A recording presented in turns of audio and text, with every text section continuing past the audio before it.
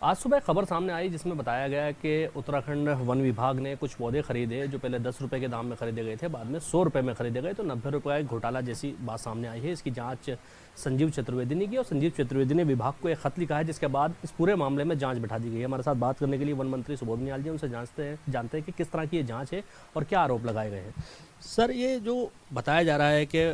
घोटाला हो गया या फिर जो पौधे खरीदे गए वो 10 रुपए के पहले खरीदे गए थे, बाद में वही पौधे 100 रुपए के खरीदे गए हैं, तो किस तरह का की ये जांच बिठाई है आपने? पहली बात तो ये बता दूं मैं आपको कि पौधे तो कोई नहीं खरीदे गए अभी तक। इनके रेट कॉन्ट्रैक्ट हुए थे और जो इसमें ज़्यादातर ये एक मियावाकी एक पद्धति है, जो मियावाकी कोई जापान के साइंटिस्ट थे, उन्होंने इस तरह के प्लांट्स तैयार किए थे। अब ये आप लगा लीजिए जिस तरह आपके जो हमारे जो जनरल जो प्लांट्स हैं वो 1 हेक्टेयर में 1100 प्लांट्स लगते हैं, और जो मियावाकी पद्धति है इसमें 1 हेक्टेयर में 16,666 प्लांट्स लगते हैं। तो ये एक नई तकनीकी ज़िंदगी अपनी लगाई थी मियावाकी ने इस तरह के रिसर्च पे। और इसमें मसूरी में करीबन 4 करोड़ रुपए के प्लांट्स लगने थे, लेकिन पैसा 27 मार्च को आने के बाद, जो मुझे गया 27 मार्च को आने के बाद मसूरी डिवीज़न ने पैसा पूरा सरेंडर कर दिया। और देहरादून डिवीज़न में जो झाझरा में इन्होंने काम प्रारंभ किया, यहाँ पे बहुत छोटे कम पेड़ लगने थे,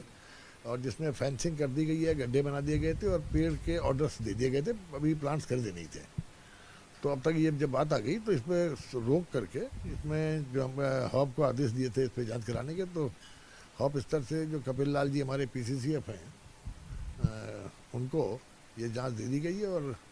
निश्चित रूप से जांच आने के बाद जांच के हिसाब से जो भी तथ्य होंगे उसके हिसाब से कार्रवाई की जाएगी। आपने पहले एक बात कही थी हमसे बात करते हुए कि एक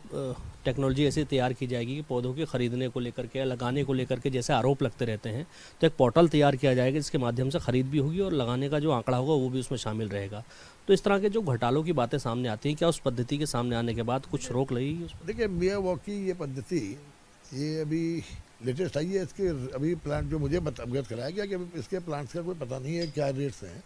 अब इसमें क्योंकि ये सवाल उठा है तो इस पर जांच करना आवश्यक भी है कि मालूम करने कि आखिर क्या है। तो मैं तो प्रथम दृष्टया ये भी नहीं मानता ये घपला हुआ भी है कि नहीं हुआ, लेकिन चूंकि एक क्वेश्चन मार्क आया है तो इसीलिए हमने जांच बैठा दी ताकि एक पारदर्शिता बनी रहे। और जो आपने कहा वो प्लांटेशन और नर्सरी पॉलिसी हमारी, उसमें रेट का मतलब नहीं है। उसमें तो आपको एक ऐसा चार्ट बनाया गया है जिस चार्ट में आपने नर्सरी पॉलिसी में कितनी नर्सरी में किस किस प्रजाति के कितने पेड़ लगाए, आपको बकायदा उसको पब्लिक डोमेन में जो विभाग की वेबसाइट है उस पर डालना पड़ेगा और पब्लिक डोमेन में रहेगा। और इसी तरह प्लांटेशन पॉलिसी में भी अगर आपने कितने प्लांट्स लगाए कि जो रेशियो हमने दिया है चारा प्रजाति का, सामान्य पेड़ का, दूसरी प्रजातियों का, फलदार प्रजातियों का, उसको कितना कंप्लाइंस की गई है, ये जब सब आप डाउनलोड करेंगे, अपलोड करेंगे, तो अपलोड करने के बाद पब्लिक डोमेन में जब रहेगा तो सपोज आपके गांव का आया कि साहब वहाँ पे 500 पेड़ चीड़ के लग गए, 500 पेड़ फलदार लग गए, 400 पेड़ सागौन के लग गए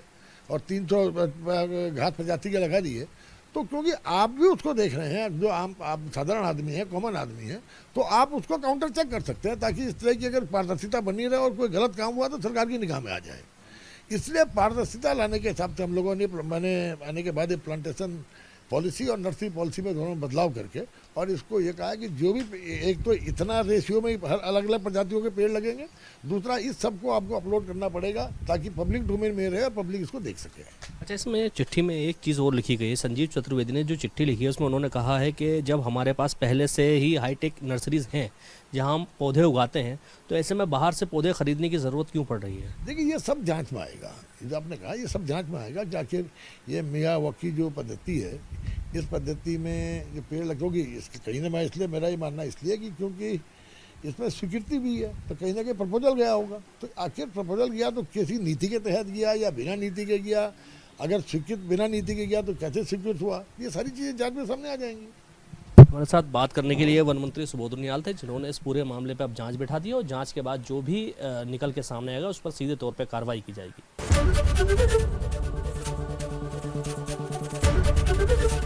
ABP गंगा, खबर आपकी, जुबान आपकी।